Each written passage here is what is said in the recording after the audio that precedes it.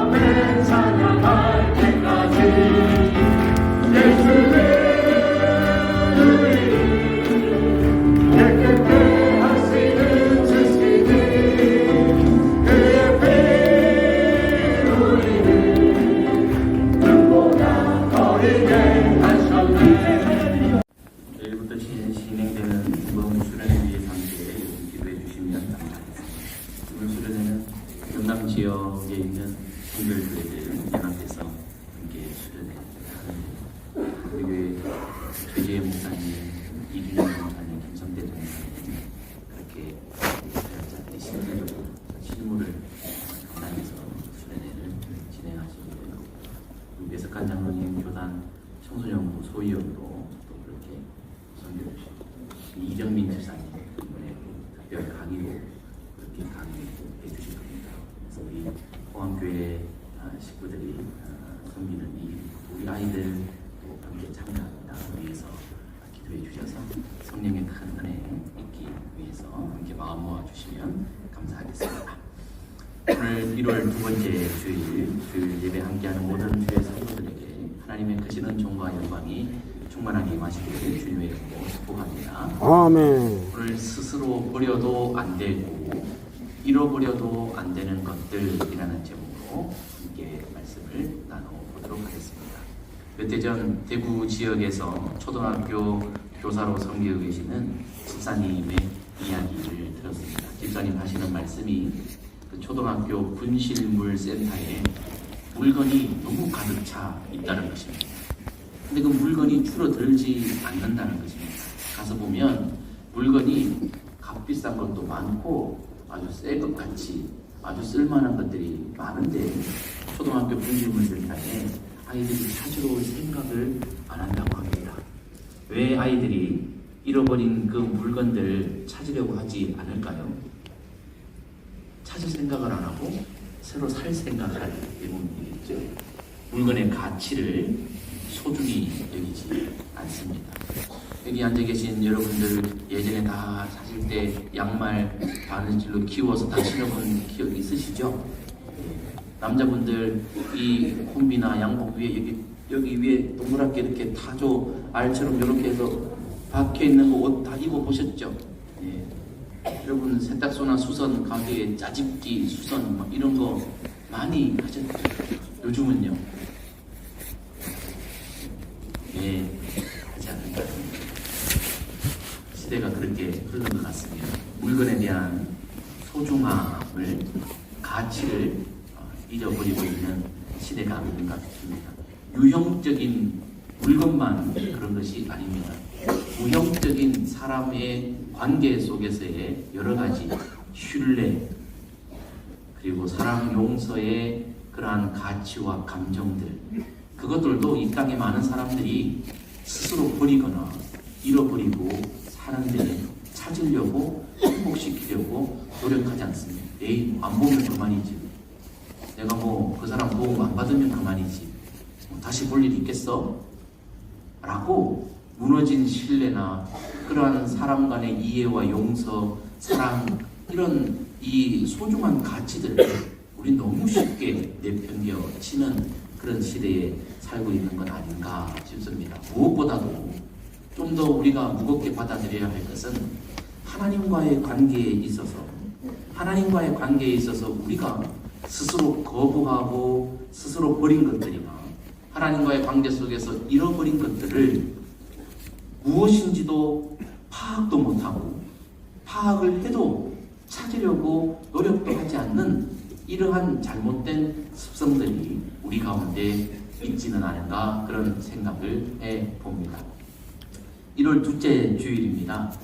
지금쯤 되면 이제 우리에게 생각나는 사자성어가 있습니다. 초성으로 말하자면 지읒, 시옷, 서로 시작되는 사자성어 뭐예요? 시작. 작심삼일. 누구를 위해 만든 말이에요?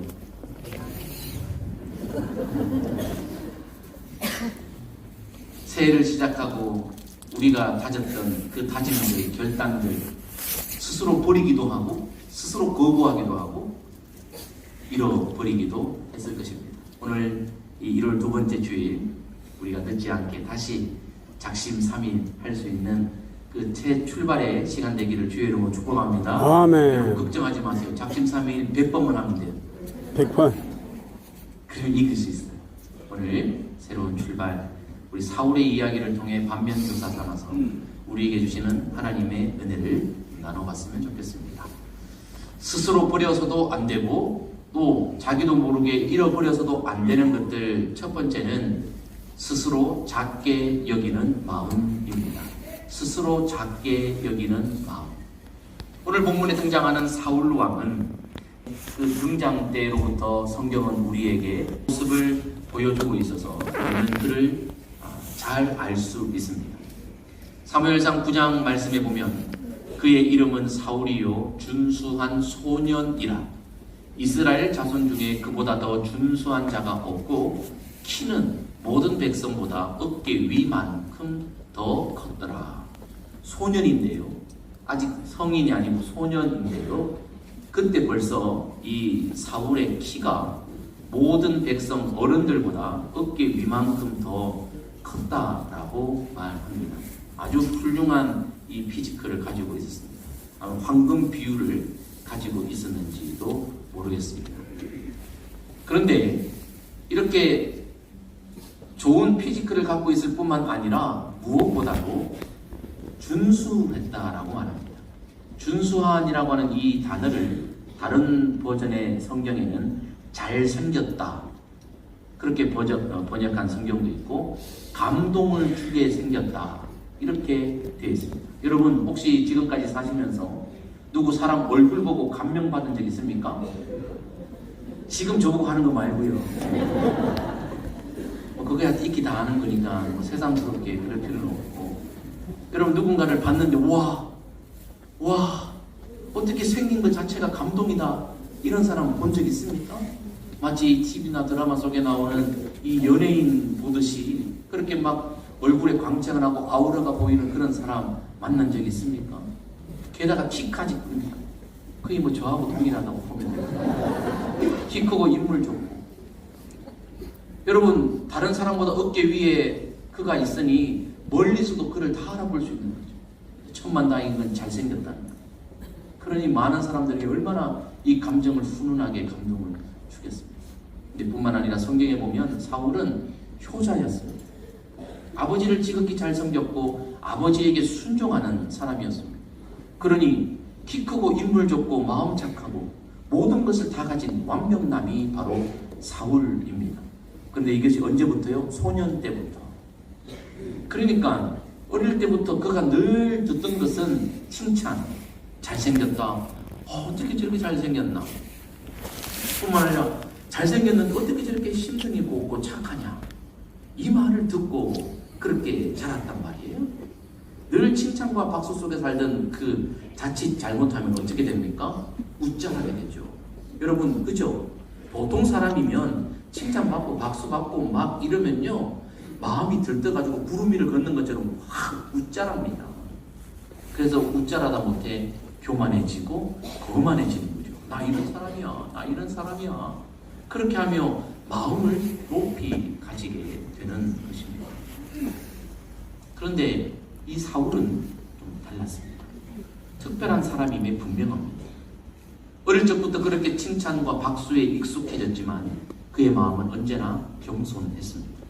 사무엘상 9장 21절 말씀에 보면 사울이 대답하되 나는 이스라엘 지파의 가장 작은 지파 베냐민 사람이 아니니까 라고 말합니다. 이 구절은 하나님께서 사무엘에게 사울을 왕삼아 기름 부으라고 말씀하신 그 말씀을 사울에게 전달했을 때 사울의 반응의 말입니다.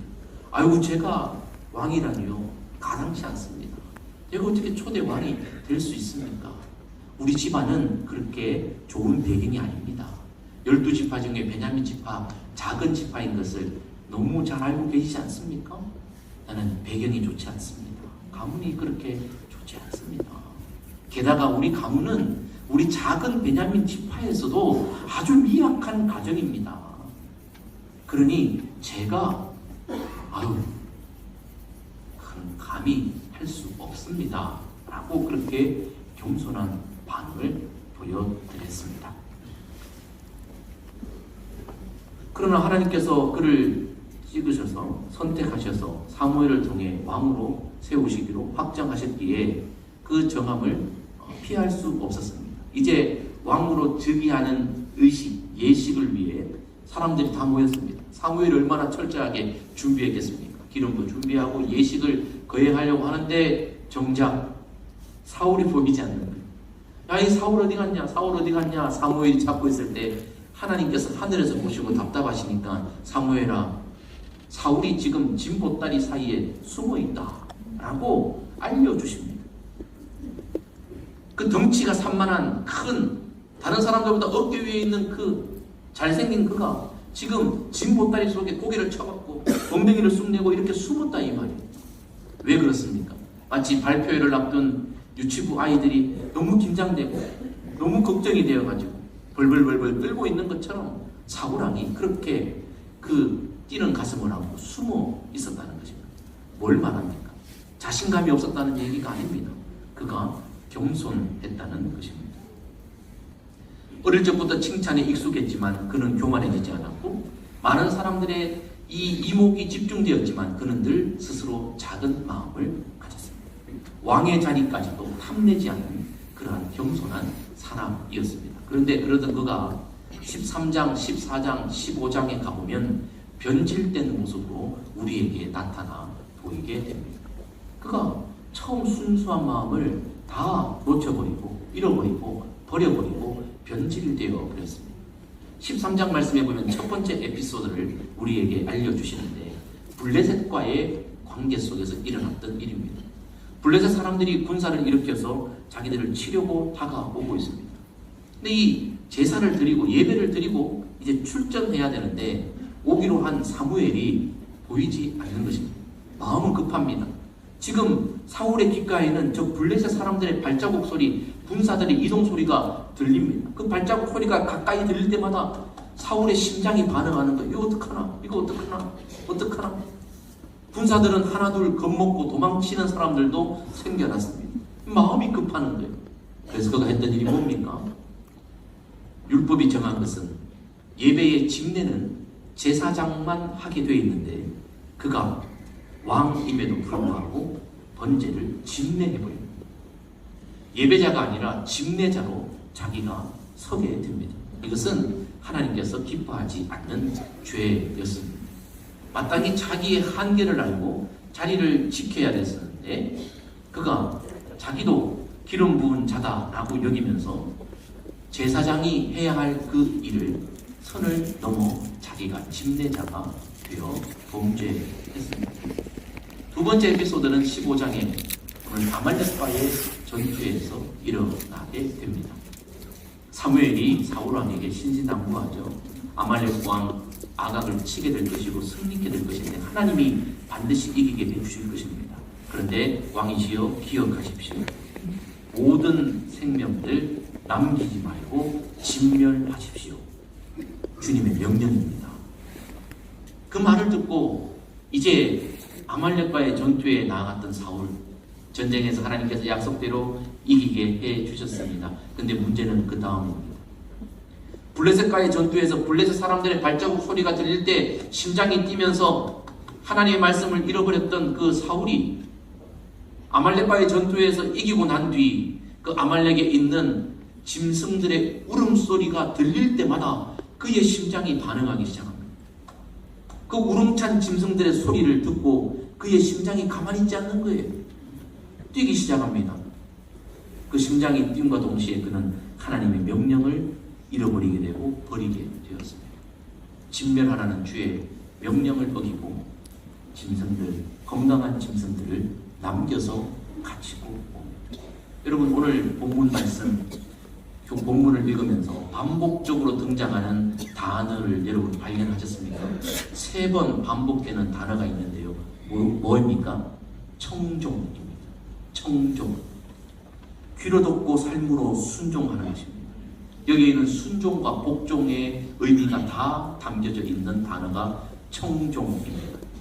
나보다 위에 분, 위대한 하나님의 말씀을 듣고 들은 대로 그대로 순종하는 것, 복종하는 것, 그것이 청종인데 지금 사울은 그 그것을 연이어 거역하고 있습니다. 그의 심장 소리가 너무 크게 들렸고 짐승의 울음소리가 너무 크게 들렸고 블레셋 사람들의 군사의 발자국 소리가 너무 크게 들려서 정작 들어야 될 하나님의 말씀을 듣지 못했고 간직해야 될 하나님의 말씀을 잃어버리고 버리고 말았습니다. 그리고 그가 돌아와서 했던 일이 뭡니까? 사무엘 앞에서 핑계는 이렇게 됩니다.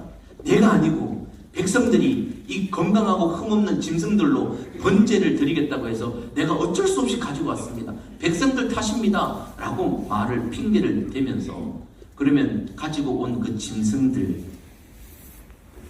바로 번제로 제물로 드렸을까요? 아니요.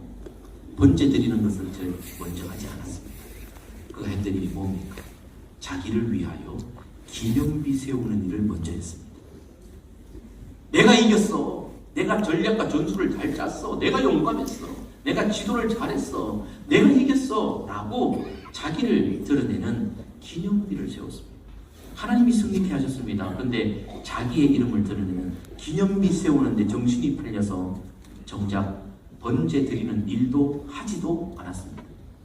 오늘 말씀 제일 끝에 보면 그 짐승들이 여전히 거기에 있었어요. 그가 처음에는 아주 겸손했습니다. 그런데 그가 점점 시간이 지나면서 마음이 높아졌습니다.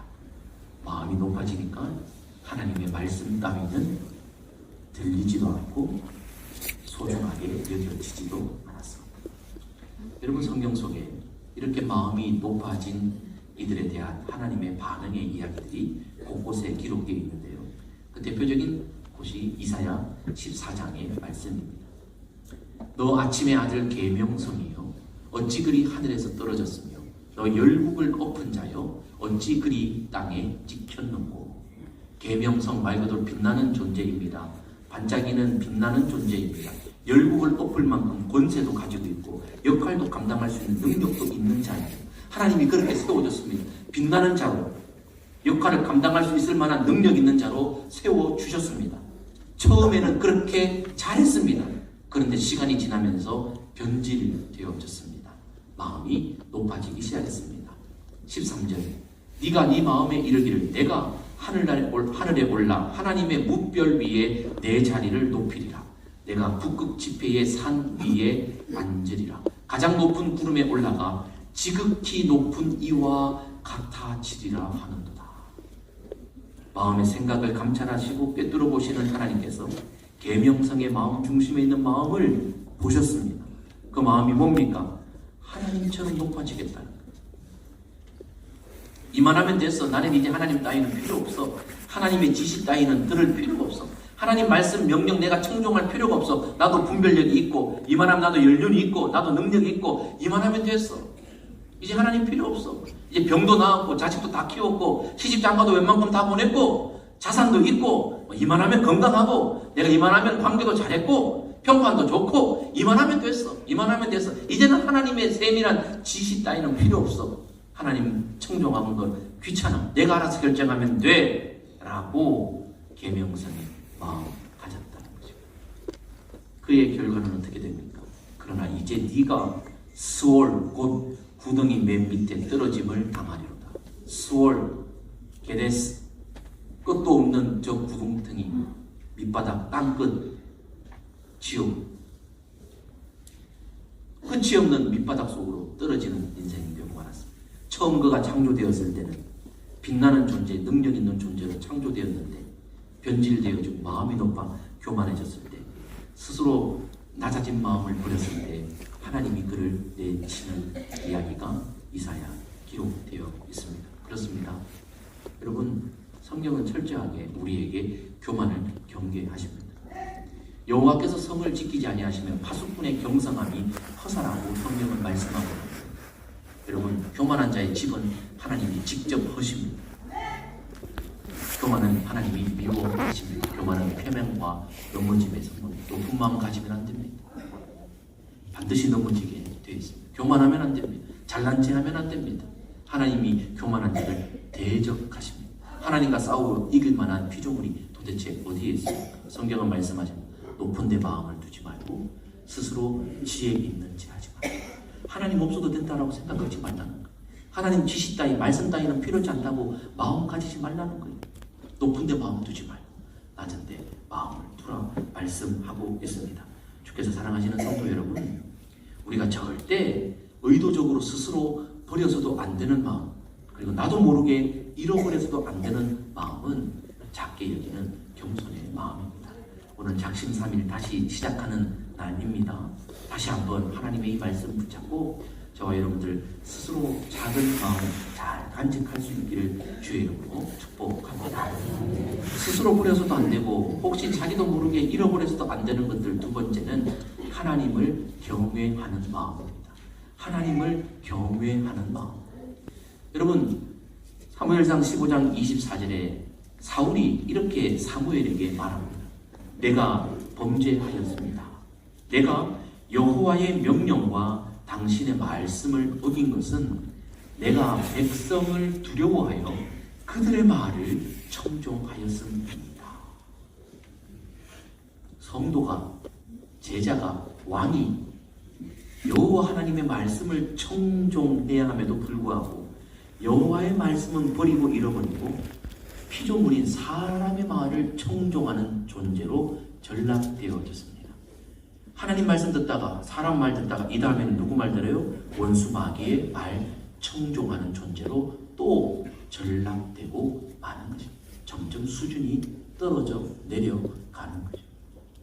하나님을 경외해야 되는데 하나님을 경외하지 않으니까 백성을 두려워하는 존재로 전락되고 맙니다.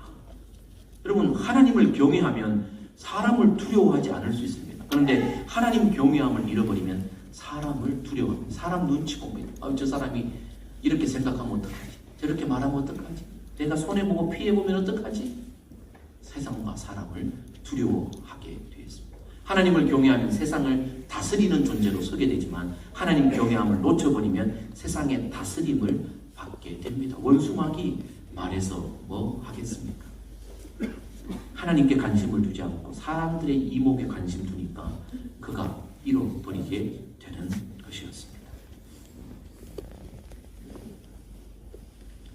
하나님을 경외하지 않으니까 하나님의 말씀을 중요하게 여기지 않습니다. 여러분, 내가 존경하는 사람, 내가 존경하는 인물, 내가 경외하는 존재의 말은 우리가 귀담아 듣고 존중하고 지키려고 노력하게 되어 있습니다.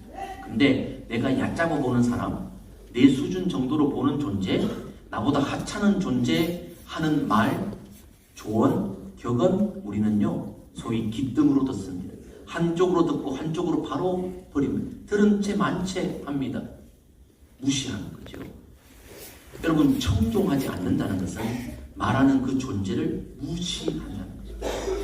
또 다른 표현으로 오늘 본문 말씀에 청종하지 않는 것을 거역하는 것이다라고 합니다. 거절하는, 거부하는 것, 무시하고 거절하는 것이 거역입니다. 하나님의 말씀을 거절하고 무시하는 것은 점치는 죄와 같다. 여러분 우리가 우상 앞에, 여러분 뭐 점쟁이 앞에 사주팔자, 타로, 뭐 궁합, 이사 가는 날, 뭐 손 없는 날 이렇게 받고 부적 받고 이런 거 여러분 죄라고 우리 정죄하는데 그거 똑같은 죄가 하나님의 말씀을 거역하는 거예요. 하나님 말씀을 거역하는 부적 사는 것과 똑같은 거예요. 하나님 말씀을 거역하는 것은 우상을 섬기는 것과 똑같은 것이라고 말씀하고 있습니다. 하나님 경외하는 것을 버리면 하나님도 어쩔 수 없이 그를 버릴 수밖에 없는 것입니다. 하나님이 먼저 우리를 버리시는 일은 절대 없습니다. 사람이 하나님을 버리면 하나님도 어쩔 수 없이 막바닥 그 일에 버릴 수밖에 없는 곳까지 갑니다. 여러분 세상 사람들은 잘 살기 위해, 가지기 위해, 누리기 위해 하나님을 자꾸 멀리 떠납니다. 성경은 분명히 말씀하십니다. 재물을 얻기 원하느냐? 영광을 얻기 원하느냐? 생명을 얻기 원하느냐? 여호와를 경외해라. 겸손해라. 그러면 그분이 보상으로 그것을 줄 것이다 말씀하고 있습니다. 여러분 우리 인간의 힘으로 노력한다고 됩니까? 여러분 우리가 뭐 동분서주한다고 여러분 사업이, 직장이, 학업이, 삶이 잘 됩니까? 여러분 자식이 내 맘 같습니까? 여러분 동료들이 내 맘 같습니까? 우리 늘 하는 말, 내 맘 같지 않네. 쉽지 않네. 만만치 않네. 네, 그렇습니다. 여러분 기억하십시오. 재물, 영광, 생명은 내가 쟁취하는 것이 아니라 하나님이 주시는 것입니다. 내가 쟁취할 수 없어요. 그럴 만한 능력이 우리에게는 없습니다. 없습니다. 여러분 집에 식탁 위에 여러분 진열장에 한가득 약봉지를 담아놓고 약봉지뿐만 아니라 좋다고 하는 모든 보조식품들 다 비타민 A, B, C, D 1, 2, 3, 4, 5, 6 뭐 다 여러분 칼슘 뭐 좋은 거 다 여러분 다 털어서 정기적으로 매일매일 꼬박꼬박 드신다고 건강이 보장되고 만수무강합니까? 아니요. 하나님의 은혜입니다. 겸손하면 여호와를 경외하면 재물과 영광과 생명을 하나님이 주십니다. 반대로 하나님을 경외하지 않고 겸손하지 않고 교만하여 그의 말씀을 거역하고 폐역하면 그 인생 앞에는 남는 것은 가시와 올무밖에 없습니다. 거기에 재물이 없습니다. 영광 없습니다. 생명도 없습니다. 가시와 올무에 찔리고 빠져 발목 잡혀 그렇게 바둥바둥 될 수밖에 없는 인생으로 전락되고 마는 것입니다. 여러분 작심삼일 새롭게 시작합니다. 여호와를 경외하는 마음 다시 우리에게 새롭게 되기를 주의 이름으로 축복합니다. 스스로 버려서도 안 되고 자기도 모르게 잃어버려서도 안 되는 것들. 세 번째는 성령의 기름 부으심입니다. 성령의 기름 부으심. 왕으로 세움받은 사울은 기름 부음을 받았습니다. 사무엘이 그를 기름 부어 왕으로 세웁니다. 그런데 단순히 예식, 의식, 행사로 기름 부음 받은 것으로 끝나지 않았습니다. 사울은 기름 부음을 외부로 받을 때 그의 심령에 성령의 은혜도 충만히 받았습니다. 여러분 우리 세례식 행할 때 말이에요. 물세례, 성령 세례가 있다는 것 여러분 잘 아실 것입니다. 말 그대로 물 세례는 형식적인 거죠. 우리가 준비한 물을 머리에 뿌리거나 붓거나 담그는 것입니다. 근데 물 세례 받는다고 다 성령 세례 동시에 받는 것은 아닙니다. 그래서 때때로 이 남자분들 중에 이런 분들 여럿 있었어요. 군대에서 너무 힘들고 막 그러니까 초코파이 먹고 싶고 또 쉬고 싶으니까 교회 가가지고 진중 세례 막 믿음도 없는데 받은 분들 있어요. 그래가지고 예전에도 막 그 교회에서 목사님 나 세례 받기는 받았는데 진중 세례 받았어요. 근데 지금 와서 신앙 세례 오면 그거 내 믿음 아니었어요. 다시 세례 받으면 안 돼요? 이렇게 요청하는 분이 여럿 있었어요. 세례 줍니까? 안 줘요. 세례는요 평생 한 번 받는 거예요. 우리는 제세례파가 아니에요. 물세례 사실 받을 필요 없어요. 성령 세례 받으면 돼. 근데 여러분 물세례 그냥 형식적으로 받았다는 거예요. 근데 여러분 물세례 받을 때 그때 동시에 성령 세례 받은 분들도 있고 받는 분들이 있습니다. 진짜 성령의 은혜를 경험하는 사람, 회개하고 진짜 예수를 나의 구주로 정확하게 고백하고 믿어 성령의 뜨거운 은혜를 받는 그런 사람들도 있습니다. 사울이 그랬습니다. 외부적으로 기름 부음 받아 머리에 기름 부음 받아 머리카락을 적신 그러한 이 어노인팅 기름 부음 왕으로 세움 받은 것뿐만 아니라 진짜 성령을 받았는데 사무엘상 10장 말씀에 보면 성령을 받았는데 크게 받았습니다. 오늘날 우리로 말하면 성령 충만을 받은 것입니다. 성령 충만한 사람 그가 사울이었습니다. 하나님의 영이 크게 임하여 성령 충만했던 그였습니다. 그런데 오늘 그가 어떻게 변질되고 있습니까? 16장 14절 같이 한번 읽겠습니다. 시작. 여호와의 영이 사울에게서 떠나고 여호와께서 부리시는 성령이 그를 번뇌하게 한지라. 성령 충만했던 사울 그에게서 성령이 떠나시니까 악한 영이 그에게 쑥 들어가 그를 장악해 버렸습니다. 여러분 여호와의 성령을 받으면 기쁘고 즐겁고 평안하고 감사와 찬양이 넘쳐나게 됩니다. 근심과 걱정이 사라지죠. 악령이 임하면요 고통과 번뇌가 우리 가운데 임하게 되는 겁니다. 그래서 여러분 성령 충만한 사람, 예수 잘 믿는 사람은요 얼굴이요 그걸 말해줘요. 성령 없는 사람, 예수 없는 사람은요 온 세상 인생의 고락을 자기가 다 짊어지고 가니까 얼굴에 수심이 가득하고 근심과 염려가 가득하고 내가 다 해야 되니까 얼마나 힘들겠어요. 그러니까 얼굴이 뭐 엉망진창되는 거예요. 사실 여러분 예수 잘 믿으면요 저처럼 더 많이 해야 돼요. 우리 교회 새 가족 오신 분들 제가 30살 믿더라고. 워낙 피부가 좋으니까, 워낙 동안이니까. 뭐 제가 뭐 집에서 뭐 맨날 뭐 이거 뭐 좋은 거 바르는 줄 압니까? 안 바릅니다. 예. 없지만 피부 깊숙이 속에 있는 성령님이 막 모공을 막 얼마나 탱탱하게 해주시는지. 여러분 예수 잘 믿으면 화장품이 필요 없어요. 마사지 받을 필요가 없어요. 아무리 좋은 거 발라봐요.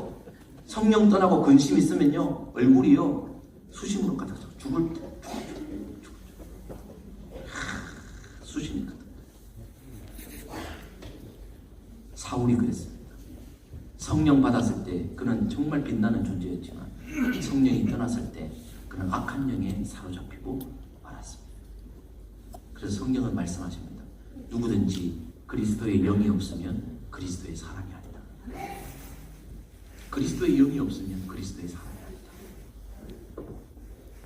사울이 그리스도의 영이 없었기에 하나님은 그를 버릴 수밖에 없었습니다. 성경은 말씀하십니다. 성령을 소멸하지 말아라. 성령을 네 스스로 거부하지 말아라. 거역하지 말아라. 성령님 알아요. 내가 알아요. 다 알아요. 그만 말씀하세요. 그만 말씀하세요. 왜 항상 성령님은 자기 중심적으로 내게 말하세요? 너무 피곤해요. 그만하세요. 말하지 마세요. 내가 알아서 할게요. 성령을 버리는 거. 성령을 잃어버리는 거. 여러분 교회에서 가장 위험한 존재가 성령 떠난 목사, 성령 떠난 중직자, 제일 위험한 사람들이라고 제가 누누이 말씀합니다. 과거에 성령 받았는데, 은사 받았는데, 소시적에 성령 충만했는데 지금은 미지근하여 이걸 알 수 없는 존재들, 제일 위험한 존재, 불쌍한 존재들. 과거의 영광에 발목 잡혀 있는 지금 내가 하나님 앞에서 성령의 기름 부으심을 받는 존재가 되어져야 하는 것이죠. 여러분 사울과 비교되어지는 다윗 말입니다. 다윗 역시 하나님 앞에 마음이 교만해지고 여호와 경외하는 마음을 잃어버렸습니다. 1번과 2번을 다 어겼습니다. 그런데 다윗이 사울과 달랐던 것이 있습니다. 시편 51편 말씀에 이 고백이 사울과 다윗을 결정적으로 다르게 했던 그 고백입니다. 같이 한번 읽을 때에 우리 마음을 다해서 다윗의 마음으로 함께 같이 읽겠습니다. 시작. 하나님이여 내 속에 정한 마음을 창조하시고 내 안에 정직한 영을 새롭게 하소서. 나를 주 앞에서 쫓아내지 마시고 주의 성령을 내게서 거두지 마소서. 다윗은 알았습니다. 성령 없으면 자기는 아무것도 아니라는 것을 다윗은 알았습니다. 사울은 몰랐습니다. 성령 없어도 짐승만 있으면, 내가 두려워하는 백성만 내 곁에 있으면, 왕위만 내게 있으면 괜찮을 것이라고 사울은 생각했어요. 다윗은 달랐습니다. 성령 없으면 왕인들 무슨 소용이 있고, 성령 없으면 내가 칭찬받은들 무슨 소용이 있고, 성령 없으면 내 나라가 부강한들 무슨 소용이 있냐. 성령이 없으면 내게 아무것도 아닙니다. 성령님 내게서 떠나지 마시고 내 안에 정직한 영을 새롭게 하여 주옵소서. 그렇게 간구했습니다. 주께서 사랑하시는 성도 여러분, 오늘 작심삼일 새롭게 다시 1월 둘째 주 다시 한번 시작해 봅시다. 절대 우리가 스스로 버려서도 안 되고 나 몰래 잃어버려서도 안 되는 것들 우리 세 가지 다시 한번 읽으면서 정리합니다. 시작. 스스로 자기의 여기는 마음, 하나님을 경외하는 마음, 성령의 기름 부으심. 이 세 가지 반드시 우리 속에 간직하고 주님 은혜 가운데서 놓쳐버리지 말고, 의도적으로 버리지도 말고, 잃어버리지 말고 잘 간직해서 주님 앞에 영광 올려드리는 승리하는 모든 인생들 다 되시길 주님의 이름으로 축복합니다. 아멘. 우리